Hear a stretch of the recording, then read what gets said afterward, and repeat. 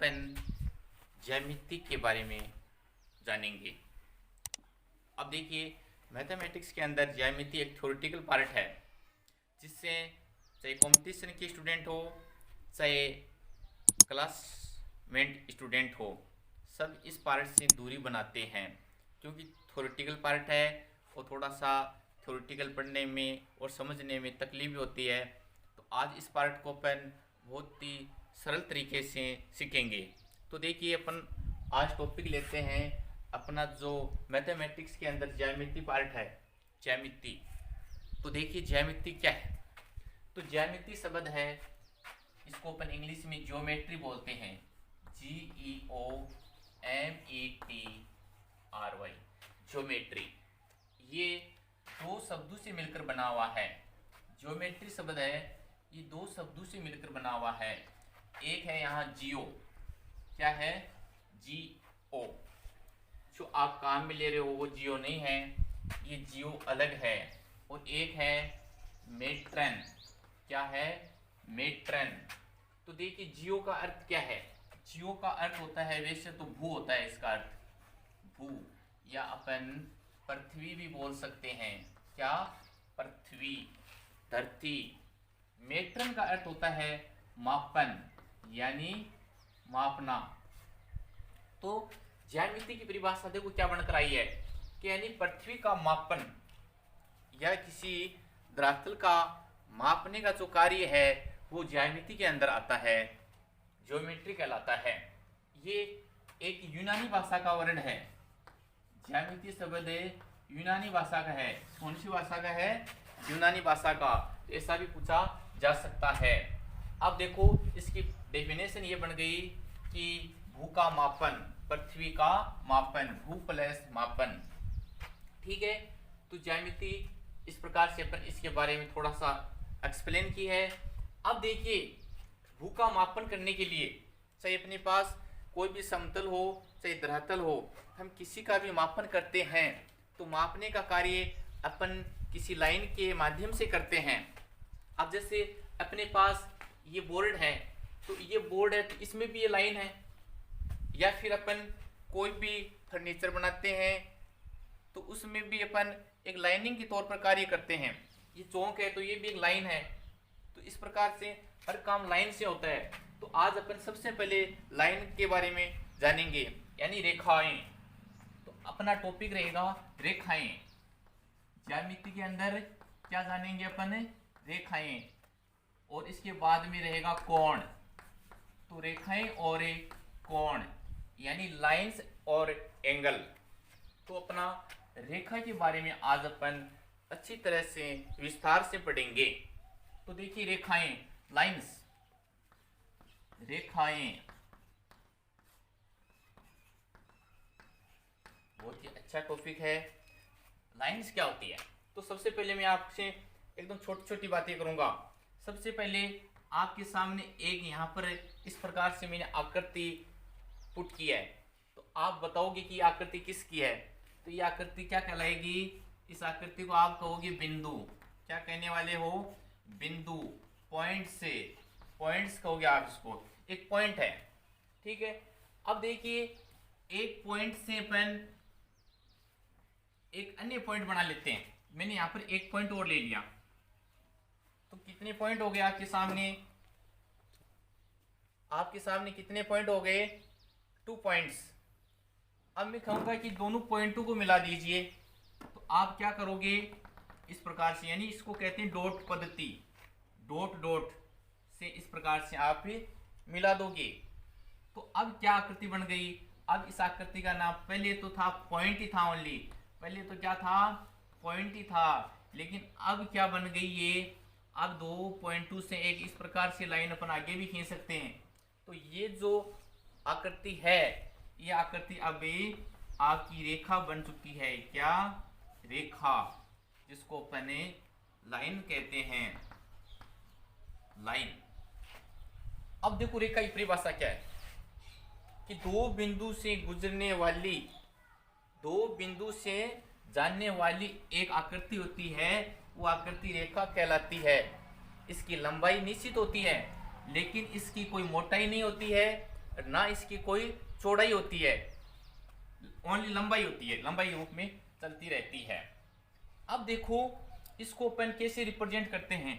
जैसे अपना ए एक पॉइंट है और ये बी पॉइंट, लाइन को अपन रिप्रेजेंट किस प्रकार से करेंगे, तो इसको अपने लाइन को जैसे ए बी बन गई तो इसको अपन किस प्रकार से करेंगे, इस प्रकार से दिखाएंगे, दोनों तरफ जाएगी। ठीक है, इसकी लंबाई की बात करते हैं तो लाइन की लंबाई क्या होने वाली है, लंबाई इसकी कोई लंबाई निश्चित नहीं है, अनंत लंबाई होती है इसकी। क्या होती है, अनंत लंबाई। यानी इसको वैसे अपन कागज पर तो रिप्रेजेंट ही नहीं कर सकते हैं क्योंकि बहुत लंबी होती है, अनिश्चित होती है, अपरिभाषित है इसकी लंबाई। ठीक है, इसे रिप्रेजेंट करते हैं इस प्रकार के चिन्ह से, अनंत लंबाई होती है। अब इस पर पॉइंट कितने होते हैं, बिंदु। एक रेखा पर बिंदु की बात करते हैं तो एक रेखा पर बिंदु तो कितने भी लिख सकते हो आप लोग, कितने भी बिंदु ले लो, तो बिंदु भी क्या होंगे, बिंदु भी इन्फिनिटी होंगे, अनंत होंगे। ठीक है, तो छोटी छोटी बातें हैं, ये पूछी जाती है तो इसमें रटने की कुछ ही बात नहीं है, सारे अपन एकदम विस्तार से पढ़ने जा रहे हैं। ठीक है, अब देखो रेखा के बाद में बात आती है किरण की। किसकी, किरण की। तो किरण भी रेखा टाइप की होती है, यानी रे। तो किरण क्या होता है, किरण में क्या होता है कि जैसे अपन घर से कहीं जाते हैं, ये अपना कोई घर है और अपन यहाँ से निकल गए, अब अपने को ये पता नहीं कहाँ जाना है, अपन चलते गए तो आगे का कोई स्थान निश्चित नहीं है भाई, यहाँ तो निश्चित स्थान था, तो अपन ए पॉइंट से निकले और जाना कहाँ है वो कोई निश्चित नहीं है, अपन बी मान लेते हैं उसको। तो इस प्रकार से एक स्थान तो होता है नियत और एक होता है अनिश्चित स्थान। तब ये कंडीशन क्या कहलाएगी, किरण कहलाएगी। इसको रिप्रेजेंट कैसे करेंगे, किरण को अपन इस प्रकार के चिन्ह से रिप्रेजेंट करेंगे। क्यों कि ये तो नियत स्थान है और इधर कोई नियत नहीं है, चलती रहेगी इन्फिनिटी तक, इस प्रकार से अपन रिप्रेजेंट करेंगे। फिर देखो बात आती है रेखाखंड। एक होता है रेखाखंड जिसको बोलते हैं लाइन सेगमेंट, लाइन सेगमेंट। देखो रेखाखंड क्या होता है, अपन रेखा के बारे में पढ़ा, ये अपनी एक रेखा है ए से बी तक। ठीक है, ये अपनी कोई रेखा थी। अब देखो इस रेखा के ऊपर अपन कोई अन्य दो पॉइंट ले लिए हैं सी और डी। तो भाई सी और डी तो एक निश्चित पार्ट हो गया, इसका एक अंश है रेखा का, तो ये अंश क्या कहलाएगा, ये अंश कहलाएगा रेखाखंड। इसको अपन सिड्डी, जैसे ये अपना सिड्डी पार्ट है, ये रेखाखंड है, तो इसको अपन सिड्डी से रिप्रेजेंट करेंगे। यानी ये फिक्स पार्ट है और इसकी लंबाई क्या होती है रेखाखंड की, इसकी लेंथ होती है वो नियत होती है, डेफिनेट नियत होती है।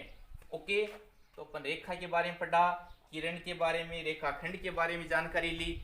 अब देखो रेखाओं के प्रकार, जो अपन चाहे फिजिक्स पढ़ें चाहे भूगोल पढ़ें, हर जगह इनका प्रकार वगैरह आ जाते हैं। और वैसे भूगोल का तो है ही है, भूगोल में तो इसका अहम रोल है, भूगोल से जुड़ा हुआ है। अब देखिए बात करते हैं प्रकार की, पार्ट्स की। तो प्रकार तो कई प्रकार हैं। सबसे पहले लेते हैं अपन प्रतिच्छेदी रेखाएं। क्या, प्रतिच्छेदी रेखाएं। कक्षा 9 में पूरा का पूरा पार्ट है ये। प्रतिच्छेदी रेखाएं क्या है, देखो याद कम होता है लेकिन समझा ज्यादा जाता है, तो समझने से ज्यादा क्लियर होगा। अपने पास कोई पॉइंट है यहाँ, मैं यहाँ से दो रेखाएं गुजारता हूँ, एक इस प्रकार से और एक इस प्रकार से, इसका नाम देंगे ए बी और ये है सी डी। तो एक ही बिंदु से गुजरने वाली रेखाएं क्या कहलाएगी, प्रतिच्छेदी रेखाएं। देखो परिभाषा अपने आप बन गई, एक बिंदु है और एक ही बिंदु से गुजरने वाली दो रेखाएं क्या कहलाएंगी, प्रतिच्छेदी रेखाएं। तो फिर आप कहोगे कि सर ये बिंदु क्या कहलाएगा, तो इस बिंदु को क्या बोलेंगे, इसको कहेंगे प्रतिच्छेदी बिंदु। क्या? प्रतिच्छेदी बिंदु कहलाएगा ये। इस पर अपन टकराव होता है, ठीक है। और प्रतिच्छेदी रेखाएं एक बिंदु पर अवश्य काटेगी। नंबर 2 की बात कर लेते हैं अपन। तो 2 नंबर पर बात करते हैं अपन संगामी रेखाएं। क्या? संगामी रेखाएं। इसको अपन इंग्लिश में बोलते हैं करड रेखाएं, कोने करडे लाइन्स, कौन करडे लाइन्स बोलते हैं। ओके स्टूडेंट, अब देखो संगामी रेखाएं क्या होती हैं, अपन पहले समझेंगे, परिभाषा अपने आप बन जाएगी। तो संगामी रेखाएं, एक बिंदु ले लिया, इस बिंदु से एक लाइन इस प्रकार से गुजारी और एक लाइन इस प्रकार से और एक और गुजार दी इस प्रकार से। ओके स्टूडेंट, एक का नाम दे देंगे ए बी, सी डी और ई एफ। अपने पास 3 लाइन है। तो देखिए डेफिनेशन, एक ही बिंदु से गुजरने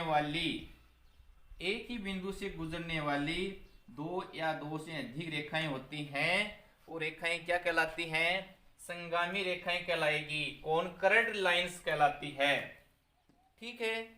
तो फिर आप कहोगे सर ये पॉइंट क्या कहलाएगा? इस पॉइंट को अपन क्या कहेंगे? इसको कहेंगे संगामी बिंदु, कॉन्कर्ड पॉइंट। क्या कहोगे? Concord point. फिर अपन बात करते हैं आगे नंबर 3 पॉइंट। लाइन का तीसरा पॉइंट होता है, वो होता है कौन सा? उसको बोलेंगे संपाती रेखाएं। क्या? संपाती रेखाएं। इसको इंग्लिश में बोलते हैं कौन इंसिडेंट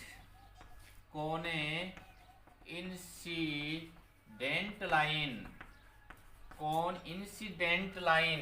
देखिए संपाती रेखाएं क्या है, बहुत ही आसान है, इसको भी अपन लाइन से समझेंगे। अपने पास 2 पॉइंट हैं, तो मिला ए और बी। अब देखो संपाती यानी इसके बिल्कुल समरूप हैं। अब संपाती रेखाएं हैं, दूसरी रेखा भी इसके ऊपर ही रहेगी, यानी इस पर अध्यारोपित रहेगी, कहने का मतलब ये है। और यहाँ पर अब कई संपाती रेखाएं हैं और इस एक लाइन को अनंत बिंदु पर क्या करती है? अनंत बिंदु पर प्रतिच्छेद करती हैं। तो अब आपके सामने यहाँ छोटा सा क्वेश्चन बन जाता है कि 2 संपाती रेखाएं एक दूसरे को कितने बिंदु पर काटेगी? तो अनंत बिंदु पर एक दूसरे को प्रतिच्छेद करेगी, हर बिंदु पर करती है। यानी दूसरी लाइन है इस पर ये आरोपित है, वो दिख नहीं रही है।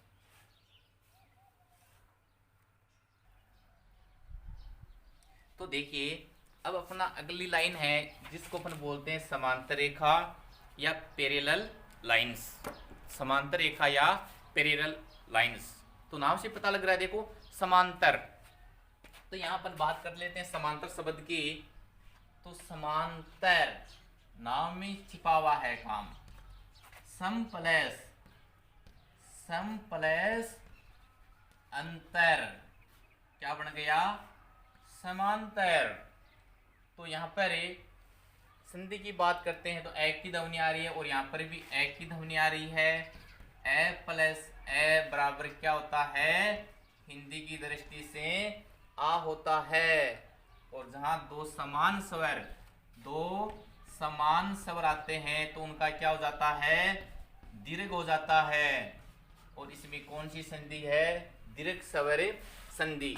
देखिए समांतर रेखाएं यानी एक रेखा की पैरेलल दूसरी, दूसरी की तीसरी, तीसरी की चौथी, इस प्रकार से, या फिर बीच का अंतर समान होना चाहिए, सीधी सी बात आई है। तो यहाँ पर अपन बात करते हैं तो ये है कि बीच का अंतर, डिफरेंस, अंतर क्या होना चाहिए? समान, कभी एक दूसरे को प्रतिच्छेद नहीं करेगी। जैसे अपने पास एक लाइन है इस प्रकार से और एक लाइन इस प्रकार से है और एक लाइन इस प्रकार से, रेल की पटरी इस प्रकार से, बीच का अंतर बिल्कुल समान होता है। A to B, C to D, E और यानी 3 लाइन है। तीनों लाइन अपने पास पैरेलल लाइन है। क्यों है? क्योंकि इनका जो बीच का डिफरेंस है, ये जो अंतर है, चाहे यहाँ से लो चाहे यहाँ से, यदि यहाँ से 1 मीटर की दूरी है तो यहाँ से भी 1 मीटर की रहेगी और बीच से भी 1 मीटर रहेगी, और ये भी क्या है, दूरी समान है बिल्कुल। तो ये लाइन क्या कहलाएगी?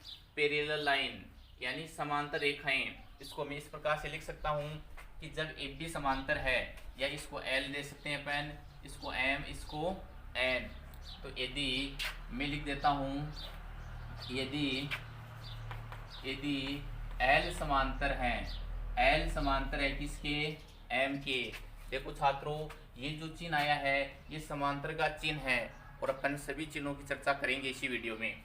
तो एल समांतर क्या है? एम है, और एम समांतर यदि एन है, तब यदि एल समांतर एम है, एम समांतर एन है, तो अपन क्या कर सकते हैं फिर? तो आप यहाँ पर थोड़ा सा देखिए कि एम एम कॉमन आ रहा है दोनों में, इसका मतलब एम का संबंध इससे भी है, इससे भी है, तो फिर एल का संबंध एन से भी होगा।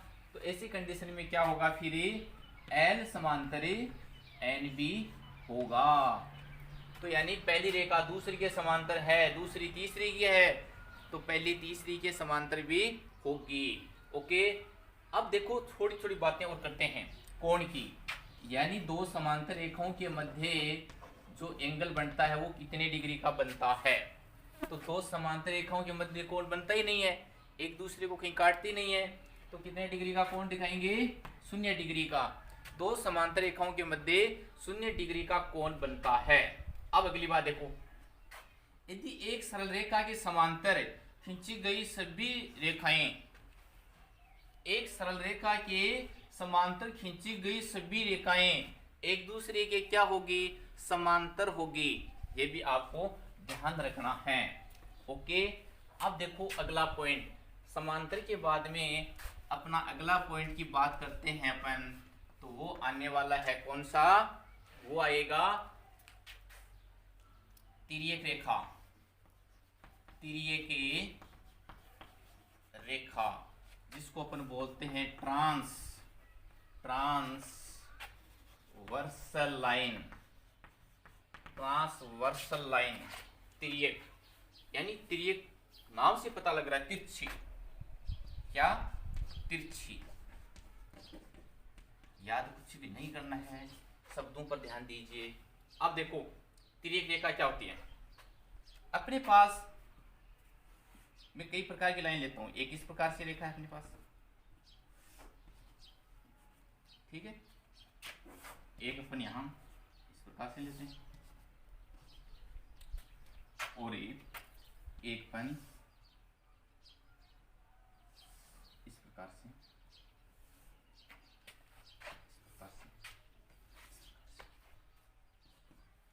अब देखिए स्टूडेंट, ये एल लाइन है, इसको अपन एल देंगे, इसको एम, इसको एन, तो ये तो हो गई एल, ये एम और ये एन, एल रेखा एम और एन, एल एम एन।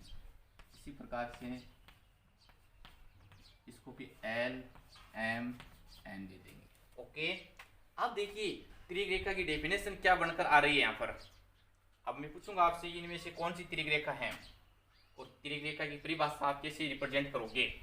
तो देखिए कि एक ऐसी रेखा, क्या यहाँ पर एक ऐसी रेखा, इस रेखा की बात कर लेते हैं अपन, तो एक ऐसी रेखा जो दो या दो से अधिक रेखाओं को भिन्न भिन्न बिंदुओं पर काटती है, प्रतिच्छेद करती है, तिर्यक रेखा ट्रांसवर्सल लाइन कहलाती है। तो एक ऐसी रेखा जो दो या दो से अधिक, और भी लाइन ले सकते हैं अपन, जो दो या दो से अधिक रेखाओं को भिन्न भिन्न बिंदुओं पर, ऐसा नहीं कि एक बिंदु पर, जैसे एक तो इस पॉइंट पर काटी है और एक इस पर, तब यहाँ पर तिर्यक लाइन कहलाएगी। तो यहाँ एन क्या हो गई? एन को तिर्यक रेखा कहेंगे अपन, तो एन क्या बना? तिर्यक रेखा। और फिर देखिए यहाँ पर भी वही बात है, काट रही है, तो यहाँ पर भी एन क्या होगी? तिर्यक होगी।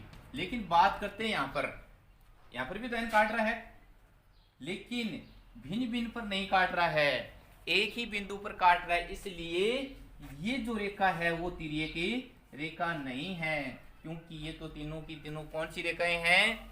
संगामी रेखाएं हैं, कॉनकरेंट लाइंस। तो ये हो गई तिर्यक की लाइंस।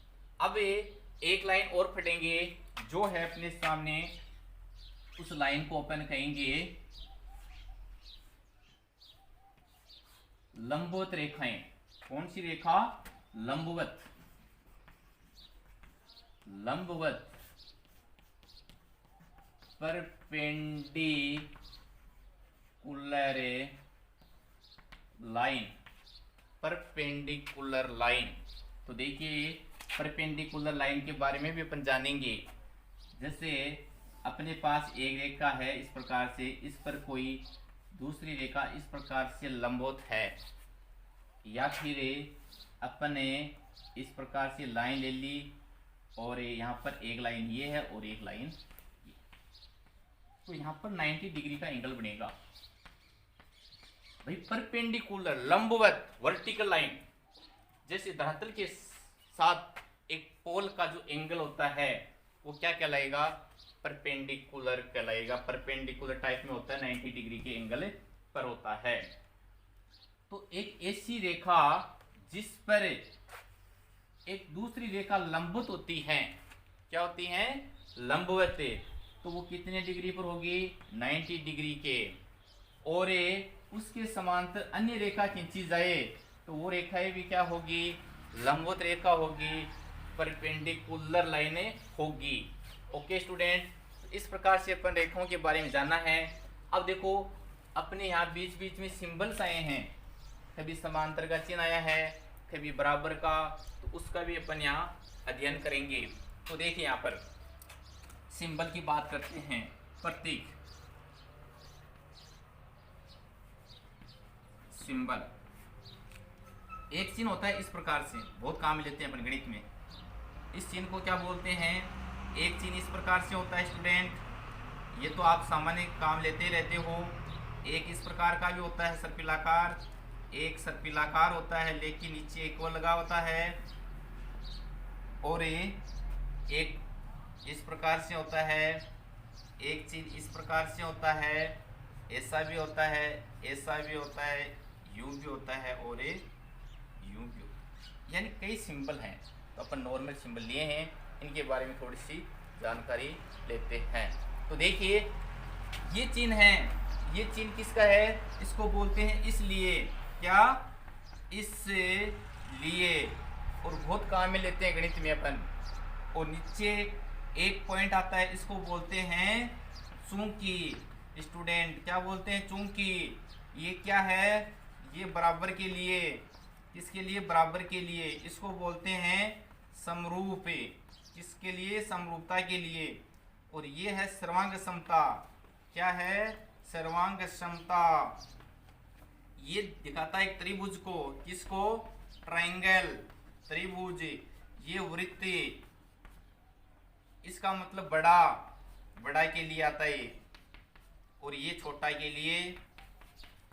इसको बोलते हैं हिंदी में संघ, यूनियन, और इसको बोलते हैं सर्वनिष्ठ, इंटरसेक्शन। क्या बोलते हैं? सर्वनिष्ठ या इंटरसेक्शन। कुछ सिंबल बच चुके हैं तो आगे की क्लास में अपन करेंगे। तो मुझे आपसे पूरी उम्मीद है कि आपके अच्छी तरह से समझ में आ रहा है।